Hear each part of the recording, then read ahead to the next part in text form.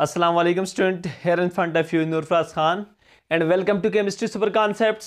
Student आज हम अपने फर्स्ट ईयर के lecture calculation of energy of nth orbit of hydrogen atom कि हाइड्रोजन एटम के किसी nth ऑर्बिट के लिए एनर्जी कैसे कैलकुलेट करते हैं स्टूडेंट, तो आज हम उस पर बात करेंगे। सबसे पहले स्टूडेंट आपको पता है कि जब इलेक्ट्रॉन किसी भी शेल के अंदर रिवॉल्व कर रहा होता है तो स्टूडेंट उसके पास दो किस्म की एनर्जीज होती हैं। एक होती है क्या student, kinetic energy, that is student क्या, काइनेटिक एनर्जी स्टूडेंट होती है और ये बराबर होती है किस चीज के स्टूडेंट, हाफ mv स्क्वायर के। और जो दूसरी होती है स्टूडेंट, और याद रखें स्टूडेंट ये जो एनर्जी होती है दैट्स ड्यू टू मोशन, ये ड्यू टू मोशन होती है, मोशन की वजह से होती है। जो दूसरी टाइप स्टूडेंट एनर्जी की होती है that is the potential energy. वो क्या होती है स्टूडेंट, वो पोटेंशियल एनर्जी होती है और that is due to work done या ड्यू टू पोजीशन या due to interaction with the nucleus होती है स्टूडेंट। ये वर्क डन की वजह से होती है या interaction of the electron with the nucleus, जो अट्रैक्टिव फोर्स होती है उसकी वजह से ये पोटेंशियल एनर्जी होती है। तो लिहाजा जो total energy of the electron student वो हमारे पास आ जाएगा, जो टोटल एनर्जी है, टोटल एनर्जी हमारे पास आ जाएगी kinetic energy plus potential energy. ये आ गई हमारे पास क्या है, उस इलेक्ट्रॉन की टोटल एनर्जी।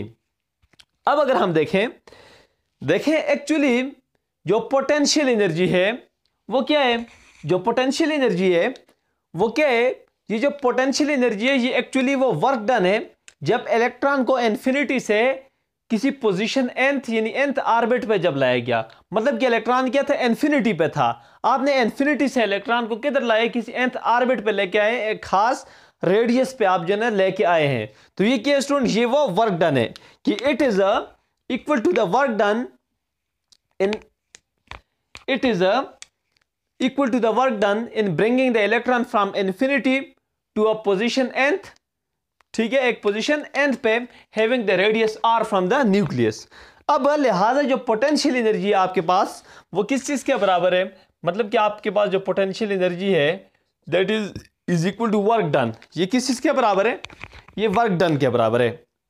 जब पोटेंशियल एनर्जी वर्क डन के बराबर है स्टूडेंट, मतलब कि potential energy is equal to work done, तो आपको पता है जब पोटेंशियल एनर्जी वर्क डन के बराबर है तो W किस चीज के बराबर होता है, ये F क्रॉस D होता है, F क्रॉस D। मतलब कि ये वो फोर्स है जो कि आपने लगाई है इलेक्ट्रॉन पे इन्फिनिटी से लाते हुए किधर, एक पोजीशन nth पे, और D जो है ना वो डिस्टेंस है बिटवीन द इन्फिनिटी और जिस पोजीशन पे आप लाए हैं उस पोजीशन के दरमियान। तो मतलब कि it is equal to work done F cross D। तो पोटेंशियल एनर्जी हमारे पास आ गई क्या स्टूडेंट, F क्रॉस D के बराबर हमारे पास आ गई। अब जो इलेक्ट्रोस्टैटिक स्टूडेंट की the electrostatic attraction between the electrons and the nucleus is given by, अब जो अट्रैक्शन होती है इलेक्ट्रॉन और न्यूक्लियस के दरमियान वो आपको पता है स्टूडेंट वो क्या है, दैट इज कि student F is equal to वो फोर्स ऑफ अट्रैक्शन किस चीज के बराबर होती है, वो लास्ट लेक्चर में आप लोग पढ़ के आए हैं, that is equal to Z square divided by 4 pi epsilon naught r square. ये किस चीज के बराबर होती है स्टूडेंट, ये इसके बराबर होती है। और इसके साथ साथ स्टूडेंट फिर अगर आप F की वैल्यू अगर आप क्या करें स्टूडेंट, इसको आप नाम दे दें किस चीज की, इक्वेशन 1 का, और अच्छा सॉरी स्टूडेंट, इसको आप नाम दे दें किस चीज की, इक्वेशन 1 का, और इसको आप नाम दे दें इक्वेशन 2 का। तो put in equation 2, put in equation 2, और या सॉरी स्टूडेंट इसको आप नाम दे दें इक्वेशन 3 का। ये जब आप इसको पुट करेंगे इक्वेशन 2 के अंदर, इसी तरह करते हैं स्टूडेंट जिस तरह की है, या कि इक्वेशन 1 या कि इक्वेशन 2, तो अब आप F की वैल्यू इधर पुट करें तो पोटेंशियल एनर्जी आपके पास आ जाएगी is equal to what, F, तो F किस चीज के बराबर है, Z square divided by 4 pi epsilon r square into D। तो D आपको पता है किस चीज के बराबर है, यहाँ पे वो रेडियस है, एक्चुअली क्या है, वो रेडियस है between the nucleus and nth orbit into r। अब देखें 4 pi epsilon naught r square multiply by r, तो अब आप देखें कि ये जो r स्क्वायर है ये इस r से कैंसिल हो जाएगा, तो पोटेंशियल एनर्जी आपके पास आ जाएगी किस चीज की, Z square divided by 4 pi epsilon naught r, 4 pi epsilon naught r. तो ये आ गया आपके पास इक्वेशन थर्ड, ये आ गया आपके पास क्या इक्वेशन थर्ड। अब स्टूडेंट यहां पे अगर आप देखें यहां पे ये जो माइनस जेड ई स्क्वायर होगा, ये किस चीज में होगा स्टूडेंट, ये माइनस में होगा स्टूडेंट। मैं यहां पे रेड मार्कर से मैं लिख देता हूं ताकि आपको बिल्कुल क्लियरली नजर आए। ये क्या होगा, ये माइनस में होगा, ये पोटेंशियल एनर्जी माइनस होगी। क्यों? क्योंकि जब आप इलेक्ट्रॉन को इन्फिनिटी से ला रहे थे एक पोजीशन एन पे, रेडियस आर पे, एक खास पोजीशन पे आप ला रहे थे जहां पे वो न्यूक्लियस के इन्फ्लुएंस के अंदर हो, तो क्या हुआ है कि आपकी जो पोटेंशियल एनर्जी है वो डिक्रीज होती है, डिक्रीज हुई है। एनर्जी जो आपकी है पोटेंशियल वो क्या है, वो डिक्रीज हुई है, क्योंकि इन्फिनिटी पे पोटेंशियल एनर्जी बहुत ज्यादा और जो पोजीशन एन थे वहां पे कम, डिक्रीज हुई है। उस वजह से क्या हुआ है कि ये डिक्रीज इन एनर्जी की वजह से यहां पे ये साइन क्या होगा, ये नेगेटिव होगा। अब आप क्या करें स्टूडेंट, आपके पास आ गई पोटेंशियल एनर्जी की वैल्यू। तो अब हम क्या करेंगे कि put the value of potential energy and kinetic energy, ठीक है, put the value of potential energy and kinetic energy in equation 1। आप इक्वेशन 1 के अंदर क्या करें, इनको पुट करें। तो जब हम इसको पुट करेंगे स्टूडेंट तो आपके पास आ जाएगा, अगर हम इस पे बात करें स्टूडेंट, दैट इज तो ये आ जाएगा, ये क्या आ जाएगा, अच्छा देखें, बाय पुटिंग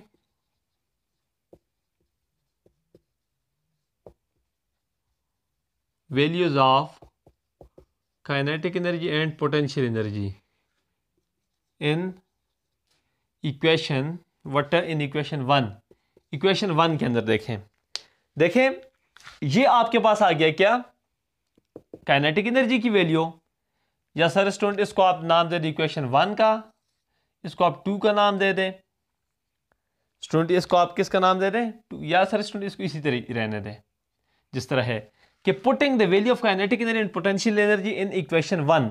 ये जो इक्वेशन 1 है इसके अंदर आप kinetic energy and potential energy की वैल्यू पुट करें, तो एनर्जी आपके पास किस चीज के बराबर हो जाएगा, half mv square, half mv square plus के स्टूडेंट पोटेंशियल एनर्जी है, क्योंकि इक्वेशन 1, ये इक्वेशन 1 ये है, ये क्या इक्वेशन 1 है। तो अब देखें प्लस में करूंगा, लेकिन जब मैं आगे पोटेंशियल एनर्जी लिखूंगा तो आगे क्या माइनस है, तो प्लस माइनस आपस में मल्टीप्लाई होकर एक बार फिर से साइन क्या हो जाएगा, नेगेटिव हो जाएगा। Z e square divided by 4 pi epsilon naught r. तो ये जो है ना आपके पास किस चीज की वैल्यू आ जाएगी, ये आपके पास काइनेटिक एनर्जी और पोटेंशियल एनर्जी की वैल्यू आपने पुट की। अब स्टूडेंट अगर आप देखें ये जो mv स्क्वायर है, ये स्टूडेंट हम लास्ट लेक्चर में हम ये चीज पढ़ चुके हैं। जो आपके पास जो mv स्क्वायर है स्टूडेंट, ये हमने लास्ट लेक्चर में फाइंड किया था, जहां पे आपने डेरिवेशन कंप्लीट की थी, उससे शायद एक स्टेप पहले जो है मैंने ये चीज आपको करवाई थी। और ये बराबर होते हैं किस चीज के, Z e square divided by 4 pi epsilon naught r. तो ये स्टूडेंट प्रीवियस लेक्चर से स्टूडेंट आपको जो है इसकी वैल्यू क्या होनी चाहिए, मालूम होनी चाहिए। तो अब आप क्या करें कि इसकी जो वैल्यू है ये इस इक्वेशन के अंदर आप क्या करें, पुट करें। तो ये आपके पास आ जाएगा कि energy is equal to half into Z e square divided by 4 pi epsilon naught r, ठीक है। और माइनस साथ में आप क्या करेंगे, अब मैं ये मिटा देता हूं क्योंकि प्रीवियस लेक्चर से। तो अब देखें minus into Z e square divided by 4 pi epsilon naught r, ये जो है ना आपके पास आ जाएगा।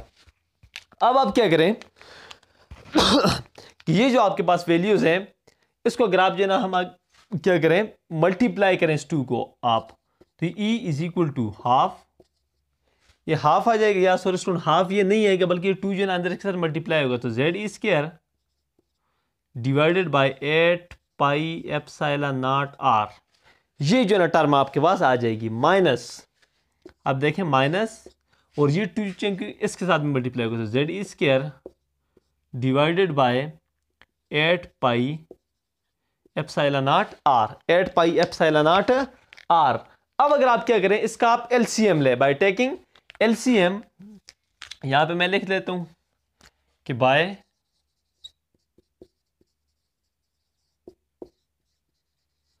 टेकिंग एलसीएम, जब आप इसका एलसीएम लेंगे, जब आप इसका एलसीएम लेंगे तो नीचे आ जाएगा 8 पाई एप्सिलॉन नॉट आर, देखिए 8 pi epsilon naught R is equal to E, 8 pi epsilon naught R आ जाएगा। और ऊपर आपके पास क्या आ जाएगा, ऊपर आपके पास आ जाएगा क्या, आपके पास आ जाएगा Z e square minus 2 Z e square minus 2 Z e square. तो एलसीएम लेने के बाद आपके पास ये टर्म आ जाएगी। जब ये टर्म आपके पास आ जाएगी तो इसको जब आप फिर आगे मजीद जब आप इसको सिंप्लीफाई करेंगे, अब देखें मैं आपके लिए मैं कर देता हूं यहां पे, जब आप क्या करेंगे इस टर्म को आप मजीद सिंप्लीफाई कर देखें, 1 Z square minus 2 Z square, तो ये क्या माइनस जेड स्क्वायर के बराबर आ जाएगा। किस चीज के, E is equal to minus Z square, क्योंकि इसको अब यूं ही समझे कि 1 माइनस 2, तो 1 माइनस 2 क्या होता है, माइनस 1 होता है ना, तो माइनस 1 लिखने की जरूरत नहीं है, तो माइनस है Z square divided by 8 pi epsilon naught r, 8 pi epsilon naught r, 8 pi epsilon naught r, ये चीज इसके बराबर आ जाएगी। जब ये इसके बराबर आ जाएगी तो फिर आप क्या करें, यहां पे अगर आप देखें स्टूडेंट, तो आर की वैल्यू प्रीवियस इक्वेशन से हमने फाइंड की थी, जब हमने क्या किया था, हमने रेडियस फाइंड किया था, एंड दैट इज कि आर किस चीज के बराबर है, एज आर किस चीज के बराबर है, आर बराबर है n square H square, n square H square epsilon naught, इसके बराबर है। ये मैंने प्रीवियस लेक्चर में मैंने ये चीज फाइंड की है, जब मैंने radius of the electron of in an nth orbit के अंदर जब मैं इलेक्ट्रॉन का रेडियस फाइंड कर रहा था, divided by pi M E square Z, pi M E square Z. तो ये आपके पास किस चीज की वैल्यू है, ये आपके पास वैल्यू है आर की। तो इसको आप क्या करें, पुट इन अ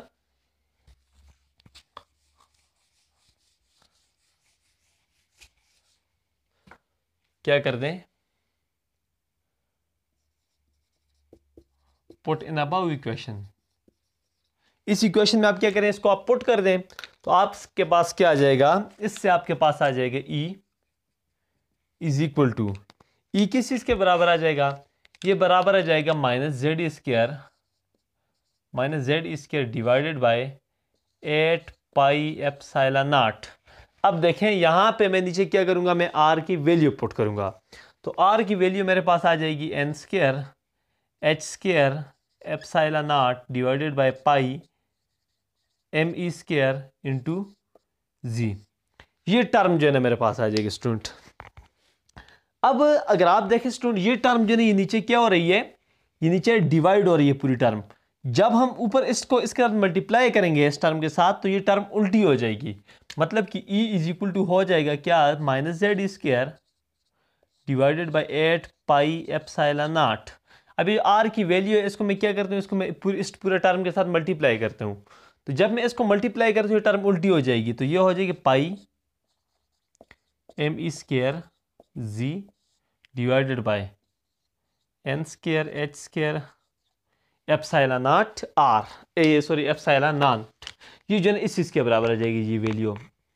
फिर स्टूडेंट अगर आप इस इक्वेशन में देखें, तो आप अगर देखें कि यहां से पाई, तो पाई के साथ क्या हो जाएगा, कैंसिल आउट हो जाएगा। और फिर अगर आप मजीद देखें तो मजीद स्टूडेंट ऐसी कोई चीज़ इसमें कैंसिल होने वाली नहीं है, तो हम इसको मजीद जो है ना आगे सॉल्व करेंगे।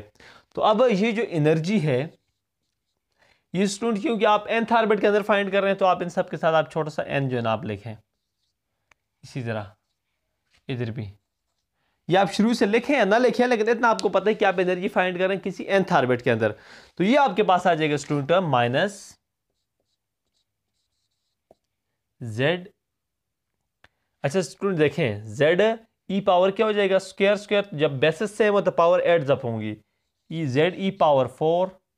अच्छा सॉरी स्टूडेंट, क्योंकि जेड के भी क्या हो जाएगा, स्क्वायर हो जाएगा। देखें एक जेड दो जेड, तो 1 + 1 2, क्योंकि बेसिस सेम है, Z square minus z square e power 4m divided by 8 into, देखें एप्सिलॉन नॉट ये मल्टीप्लाई होगा तो स्केयर हो जाएगा 8 epsilon naught square into n square h square. ये जो हमारे पास है इस चीज़ के बराबर आ जाएगी एन स्केयर एच स्केयर के। अब जब इसको मैं मजीद आगे सॉल्व करूंगा तो इसको जब मैं मजीद आगे सॉल्व करूंगा तो ये मेरे पास आ जाएगी, इससे मेरे पास ये वैल्यू आ जाएगी कि ई एन के मतलब कि energy in the nth orbit, energy in the nth orbit, ये मेरे पास बराबर हो जाएगी माइनस जेड ई पावर 4। यही चीज स्टूडेंट के माइनस अगर मैं बाहर ले लूँ इससे कि z square e power 4m divided by 8 epsilon naught square n square h square या सर स्टूडेंट अगर इस कि मैं यहाँ पे क्या करता हूँ एच स्केयर और ये जो एन है स्टूडेंट ये इंटू 1/n स्क्वायर में कर लेता हूँ। देखें अब जो है ये चीज़ आ गई मेरे पास। अब आपको पता है स्टूडेंट कि ये जो चीज़ें स्टूडेंट ये जो मैंने इस ब्रैकेट के अंदर लिखी हैं ये सारी की सारी क्या है स्टूडेंट कांस्टेंट है, as z square e power 4m divided by 8 pi epsilon naught H square. ये आपको पता है स्टूडेंट इसकी सारी की सारी वैल्यू क्या स्टूडेंट कांस्टेंट है और ये बराबर किस चीज़ के हैं, ये बराबर है 2.18 मल्टीप्लाई बाय क्या स्टूडेंट, ये बराबर है 2.18 multiply by 10 raise to the power -18 joule. ये जो है ना इसके बराबर है। तो जब मैं इस कांस्टेंट की वैल्यू यहाँ पे लिखूंगा कि E power n is equal to, देखें माइनस अपनी जगह पे आएगा, अंदर कांस्टेंट की वैल्यू आ जाएगी 2.18 multiply by 10 raise to the power 18 joule, ये वैल्यू आ जाएगी। और बाहर क्या आ जाएगा स्टूडेंट 1 n स्क्वायर आ जाएगा। तो इससे ई पावर n ये मेरे पास आ जाएगा -2.18 multiply by 10 raise to the power 18 joule. Sir student ये -18 है, देखिए मैंने वहाँ पे माइनस लिखे हुए -18 जूल इंटू 1/n स्क्वायर। ये देखें ये जो है ना आपके पास आ जाएगी energy in the nth orbit. और ये क्या स्टूडेंट ये जूल पर एटम आ जाएगी, ये बात याद रखें, joule. That is student the required equation for the energy in the nth orbit. अब अगर स्टूडेंट आप क्या करते हैं, आप इसको किलो जूल पर मोल में करते हैं तो इससे आपको क्या करना पड़ेगा, आपके पास यही जो वैल्यू है कि ई पावर n, आप इसको एवोगाड्रो नंबर से क्या करेंगे मल्टीप्लाई करेंगे और डिवाइडेड बाय 1000 करेंगे किलो जूल पर मोल में करने के लिए। तो -2.18 multiply by 10 raise to the power -18 ये चीज़ आपके पास आ जाएगी। और इसके साथ साथ फिर आप क्या करेंगे, फिर आप इसी तरह आप क्या करेंगे 1/n स्क्वायर करेंगे और साथ में आपका जो टर्म है एवोगाड्रो नंबर से मल्टीप्लाई करेंगे 6.023 multiply by 10 raise to power 23 divided by क्या 1000। तो इससे जो आपके पास वैल्यू आएगी वो होगी student -312.36 multiply by sorry student into 1/n square kilo joule per mole. ये आपके पास आ जाएगी किलो जूल पर मोल के अंदर स्टूडेंट। अब स्टूडेंट अगर आप देखें ये जो एनर्जी ऑफ द इलेक्ट्रॉन है, अब मैं यहां से स्टूडेंट आपको एक और चीज भी इससे इक्वेशन से अगर मैं आपको बताता चलूं कि आप अगर इस इक्वेशन को देखें मैंने लिखा हुआ है कि ई अच्छा energy of the nth orbit, energy of the nth orbit, ये देखें इस इक्वेशन में क्या लिखो -1312.36 into 1/n square kilo joule per मोल में वैल्यू है, पर एटम में सारी चीज़ें एक ही हैं। लेकिन यहाँ से आपको एक बात का पता चल रहा है कि energy in the nth orbit, क्योंकि मैं अगर क्या करूँ यहाँ से मैं कांस्टेंट हटाऊँ तो प्रोपोर्शनलिटी लगेगा इंटू क्या स्टूडेंट इंटू n स्टूडेंट क्या इंटू n कि जो n है स्टूडेंट की जो एनर्जी है student energy that is depends on n की वैल्यू जितनी ज्यादा होगी उतनी एनर्जी ज्यादा होगी स्टूडेंट, मतलब कि जितना आप न्यूक्लियस से दूर जाते जाएंगे उतनी एनर्जी ज्यादा होती जाएगी स्टूडेंट। ये इन वैल्यू से भी जो ना आप मालूम कर सकते हैं। देखें मैं अगर N1 की वैल्यू देखूं तो N1 की वैल्यू माइनस ये जो मैंने फाइंड किया स्टूडेंट, देखें अब स्टूडेंट क्योंकि मैं हाइड्रोजन एटम के लिए कर इसलिए इस कांस्टेंट मैंने Z की वैल्यू मैंने 1 ही लिखी है। तो N1 की जो वैल्यू है ये यहाँ पे जो लिखी गई है स्टूडेंट ये यही वैल्यू लिखी गई है N1 के लिए, क्योंकि यहाँ पे 1 आ जाएगा तो सारी चीज़ें सेम आ जाएगी। जो N2 है N2 की वैल्यू लिखी हुई है ये -322.32 किलो जूल पर मोल। अब इसी तरह देखें स्टूडेंट यहाँ पे ये बड़ी वैल्यू है लेकिन ये छोटी माइनस में जो छोटी वैल्यू होती है वो बड़ी कंसिडर की जाती है, मतलब कि जो -322 है ये ग्रेटर है और ये क्या स्टूडेंट ये कम है। तो देखें N2 की जो एनर्जी है वो ज्यादा है N1 से, इस तरह N3 की क्या होगी इससे भी ज्यादा होगी जो कि क्या स्टूडेंट जो कि -145.92 किलो जूल पर मोल। ये क्या स्टूडेंट ये N3 के लिए है। देखें N3 की वैल्यू इससे भी कम है, जब आप N4 को देखेंगे तो N4 इससे भी कम होगी and that is student -82.02 kilo joule per mole. अगर आप ये देखें स्टूडेंट तो दूर जाते हुए क्या हो रहा है, दूर जाते हुए आपके पास जो एनर्जी है स्टूडेंट, जो एनर्जी है वो क्या हो रही है, एनर्जी आपके पास बढ़ रही है मुसलसल। अब स्टूडेंट ये तो एनर्जी तो आपके पास होगी फाइंड, अब हम फाइंड करेंगे difference in energy, difference of energy between two orbit for hydrogen atom. Hydrogen atom के लिए क्या करेंगे, हाइड्रोजन एटम के लिए difference in energies between two orbit क्या स्टूडेंट हम del e difference in energy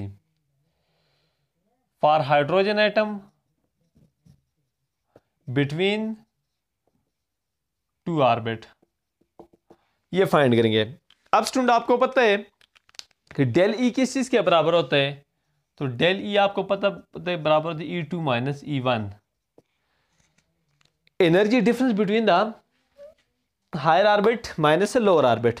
तो अब आपको पता है कि E1 किस चीज के बराबर है, क्योंकि अभी आपने जो एनर्जी फाइंड की है स्टूडेंट तो E1 बराबर होता है, ये बराबर है स्टूडेंट किस चीज के -me⁴, क्योंकि Z इज इक्वल टू 1 है ना।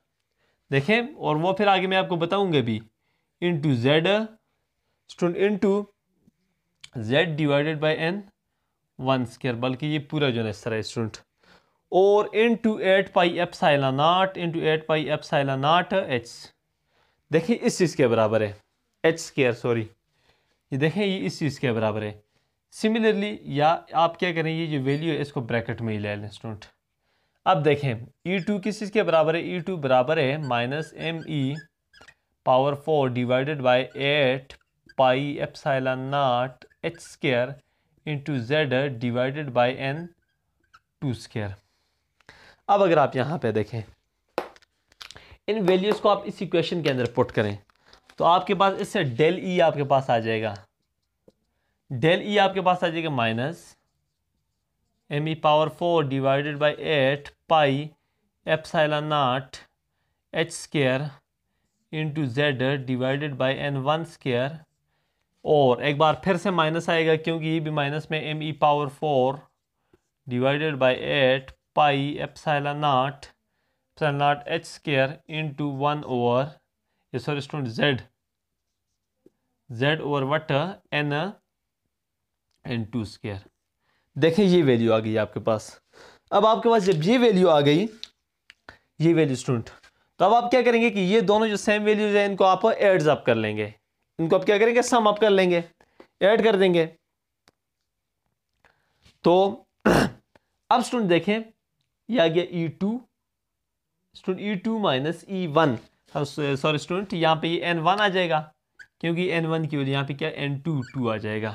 तो ये वैल्यूज जो है मेरे पास आ गई। जब ये चीजें मेरे पास आ गई स्टूडेंट तो जब मैं इसको क्या करूंगा, अगर मैं यहाँ पे ये मैं कॉमन ले लूँ, देखिए दोनों चीजें क्या कॉमन है, तो डेल ई मेरे पास आ जाएगा, डेल ई किस चीज के बराबर आ जाएगा, डेल ई मेरे पास आ जाएगा कि me⁴ डिवाइडेड बाई 8πε0 h²। ये जो है ना स्टूडेंट आपके पास आ गई क्या स्टूडेंट, ये कॉमन चीज जो है ना आपके पास आ गई। और इसके साथ साथ अगर आप देखें तो ये जो Z है स्टूडेंट तो ये Z² हो जाएगा। देखें जो जेड स्क्वायर है वो भी आपके पास के कॉमन है स्टूडेंट, जेड स्क्वायर के कॉमन है। सॉरी स्टूडेंट यहाँ पे भी ये वैल्यू इन स्क्वायर है यहाँ पे जेड की। तो देखिए ये चीज़ आपके पास कॉमन है, तो आपके पास जो 1 over n two square minus 1 over n one square minus 1 over n one square, जब ये वैल्यू मेरे पास आ गई स्टूडेंट, देखें जब ये वैल्यू जो है मेरे पास आ गई तो अब मैं इसी से आगे मैं इसको सॉल्व करता हूं। आप देखें कि m e power 4 z square divide by 8 pi epsilon h square into क्या माइनस m1।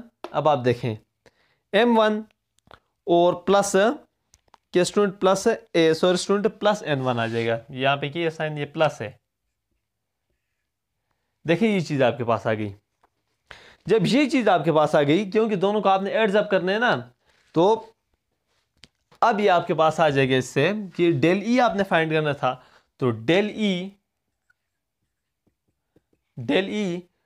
ई आपके पास बराबर हो जाएगा m e power 4 z square. देखें ये स्टूडेंट जेड ई पावर 4, अब इसको आप अरेंज कर सकते हैं ना, z square e power 4 m divided by 8 pi epsilon naught H square और एच स्क्वायर इनटू, देखें इनटू, अब देखिए ये आगे मल्टीप्लाई और साइन एलसीएम लेंगे आपका, तो ये आपके पास आज सॉरी एलसीएम नहीं स्टूडेंट, ये देखें साइन नेगेटिव तो नेगेटिव पॉजिटिव की भी नेगेटिव कर लेगा, तो ये 1 ओवर एन वन स्क्वायर ये sorry n two square minus 1 over n one square. तो देखें ये चीज़ें मेरे पास आ गई, जब ये मेरे पास आ गई आपको पता है स्टूडेंट कि for hydrogen atom Z is equal to 1, hydrogen के लिए क्या Z इज इक्वल टू 1 होता है, और बाकी स्टूडेंट ये जो सारी वैल्यूज हैं क्या स्टूडेंट ये कांस्टेंट है, as for hydrogen Z is equal to 1, और आपको पता है स्टूडेंट की E power 4 m divided by epsilon naught H square, ये आपको पता है स्टूडेंट के कांस्टेंट वैल्यू है, और ये कांस्टेंट वैल्यू है और इसकी वैल्यू के अभी मैंने आपको बताई है 2.18 क्या student 2.18 multiply by 10 raise to power minus 18 joule यानी कि इसकी वैल्यू है। तो अब देखें स्टूडेंट जो आपके पास डिफरेंस इन एनर्जी है वो आपके पास आ जाएगा del E is equal to क्या, देखें 2.18